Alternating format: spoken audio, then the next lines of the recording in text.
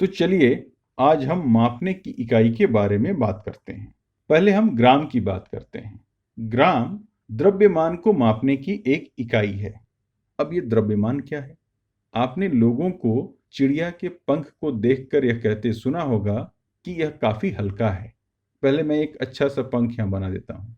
इस तरह के पंख को देखकर लोग बोलते हैं कि यह काफी हल्का है, यह वजनी नहीं है। और फिर कुछ लोग बड़े पत्थर को देखकर कहते हैं, ओके, पहले मैं इस पत्थर को बना ही देता हूँ। इतने बड़े पत्थर को देखकर लोग कहेंगे यह बहुत वजनी है, यह भारी पत्थर है। इन उदाहरणों को देखकर आपको थोड़ा बहुत द्रव्यमान का अंदाजा लग ही गया होगा। यह बहुत हद तक वजन जैसा ही है। ध्यान रखिएगा, मैंने कहा वजन जैसा है। वजन जैसा होना और वजन होना एक ही बात नहीं है, क्योंकि बाद में जब आप भौतिकी पढ़ेंगे तो आप सीखेंगे कि द्रव्यमान और वजन एक जैसे तो हैं, लेकिन वो बिल्कुल एक नहीं है। यदि आप किसी ग्रह पर हैं और उस ग्रह के केंद्र से समान दूरी पर हैं, तो मोटे तौर पर द्रव्यमान और वजन एक ही जैसे होंगे। अधिक द्रव्यमान वाली चीजों का वजन अधिक होगा।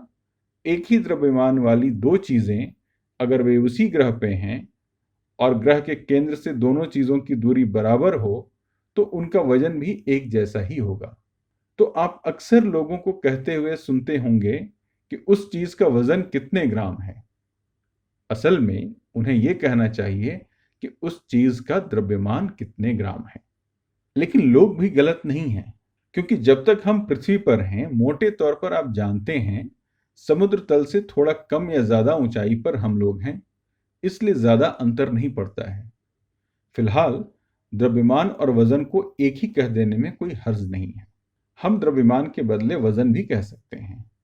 और किसी चीज के वजन को नापने का एक तरीका यह है कि आप उसे अपने हाथ में ले लें और पूछें कि इसका वजन कितना है, क्योंकि जिसका अधिक द्रव्यमान होता है उसका वजन भी अधिक होता है। जितना अधिक द्रव्यमान होगा उतना ही अधिक वजन होगा। यह मानते हुए कि हम पृथ्वी पर हैं या एक ही ग्रह पर हैं, जब आप भौतिकी की कक्षा में पढ़ेंगे तो आप सीखेंगे कि ये दोनों अलग अलग चीजें होती हैं, लेकिन एक दूसरे से काफी मिलती जुलती हैं। तो ये ग्राम हो गया। अब एक और चीज जो आप वजन को मापते समय सुनेंगे वो है किलोग्राम। आप देखेंगे कि यह किलो बार बार आपके सामने आएगा। आप जब तक पढ़ाई करेंगे तब तक यह देखने को मिलेगा, और पढ़ाई खत्म होने के बाद भी, खासकर तब जब आप मापने की इकाइयों के बारे में बात कर रहे हो। किलो कुछ भी नहीं है, 1000 ग्राम की जगह इस्तेमाल किया जाने वाला एक शब्द है। तो 1 किलो का मतलब है 1000 ग्राम। इसलिए 2000 ग्राम कहने की बजाय मैं 2 किलोग्राम भी कह सकता हूं। तो अब हम ये समझ चुके हैं। अब इसके बाद हम अलग अलग वजन को समझते हैं। अलग अलग वजन समझने का मतलब है ये महसूस करना कि 1 किलोग्राम कैसा होता है या कितना होता है, या 10 किलोग्राम या 100 किलोग्राम वजन किन चीजों का होता है। और इसीलिए मैंने इन सभी चित्रों को लिया है। इसलिए यदि आप एक ऐसी चीज को महसूस करना चाहते हैं जिसका वजन 1 ग्राम है, तो आप एक पेपर क्लिप के बारे में सोच सकते हैं। यहां पर मैंने छोटी सी टेढ़ी लाइन भी खींची है, जिसका मतलब है लगभग या मोटे तौर पर। हर पेपर क्लिप 1 ग्राम का नहीं होता। यह आधे ग्राम का भी हो सकता है, यह 1.5 ग्राम का भी हो सकता है। लेकिन इस पेपर क्लिप से आपको यह अंदाजा लग जाएगा कि 1 ग्राम वजन कितना होता होगा। और अगर आप जानना चाहते हैं कि 1 ग्राम के द्रव्यमान का पृथ्वी की सतह पर कितना वजन होता है, तो आप बस उस कागज क्लिप को अपने हथेलियों पर रखें और महसूस करें कि यह आपके हाथ को कितना नीचे धकेल रहा है। मैं यह कहना चाह रहा हूं कि यदि आप उन चीजों को महसूस करना चाहते हैं जिनका वजन ज्यादा है, तो आप एक पेंसिल अपनी हथेली पर ले सकते हैं। एक पेंसिल एक पेपर क्लिप की तुलना में लगभग 5 गुना ज्यादा वजन का है, और आप इसे समझ पाएंगे। अगर आप एक तरफ 5 पेपर क्लिप रखते हैं और दूसरी तरफ एक पेंसिल, आप देखेंगे कि उनका द्रव्यमान लगभग एक जैसा ही है और उनका वजन भी लगभग बराबर होगा। और अधिक वजन को महसूस करने के लिए एक चूहा ले लेते हैं। एक सामान्य चूहा लगभग 4 पेंसिल या 20 पेपर क्लिप्स के वजन के बराबर है।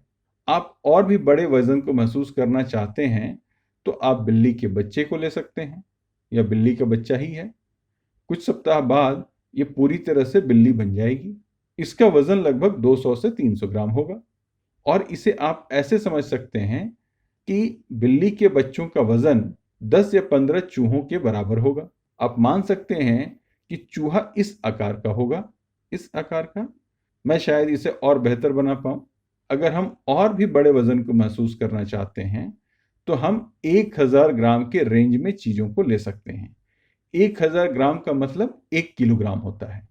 मैं यहाँ पर यह साफ कर देना चाहता हूँ कि मैंने यहाँ पर अंग्रेजी के अक्षर छोटा g लिखा है। यह केवल ग्राम को दिखाने के लिए है। तो यह 1 ग्राम, यह 5 ग्राम और यह 20 ग्राम है। और अब यदि आप 1000 ग्राम को महसूस करना चाहते हैं तो आप इस तरह की एक किताब के बारे में सोच सकते हैं। हाँ, कुछ किताबें बहुत बड़ी होती हैं, लेकिन जो मैं यहाँ पर दिखा रहा हूँ उसका वजन मैंने बहुत सटीकता से नहीं मापा है, लेकिन यह लगभग 1 किलोग्राम या 1000 ग्राम की होगी। एक बड़ी बिल्ली को ले लेते हैं। यह लगभग 3 से 5 किलोग्राम की होगी। यह निर्भर करता है कि बिल्ली कितनी बड़ी है। इधर देखिए, यह बहुत दिलचस्प है। एक बड़ी बिल्ली का वजन बिल्ली के बच्चे के वजन से 10 गुना अधिक है। यह बात तो हमें समझ में आ रही है, क्योंकि एक बड़ा आदमी भी बचपन के अपने वजन से 10 गुना ज्यादा होता है। अब यदि आप और भी बड़ा वजन लेना चाहते हैं तो आप एक इंसान को ले सकते हैं। एक इंसान जो यहाँ चित्र में दिख रहा है, उसका वजन 70 किलोग्राम है और यह मेरे वजन के लगभग बराबर है। और फिर यदि आप और भी ज्यादा वजन लेना चाहते हैं, लगभग 10 गुना अधिक, एक आदमी की तुलना में 10 गुना अधिक वजन के लिए आप इस तरह की एक गाय ले सकते हैं, और इस गाय का वजन लगभग 750 किलोग्राम है। तो आपको गाय के समान वजन पाने के लिए कितने पेपर क्लिप की आवश्यकता होगी?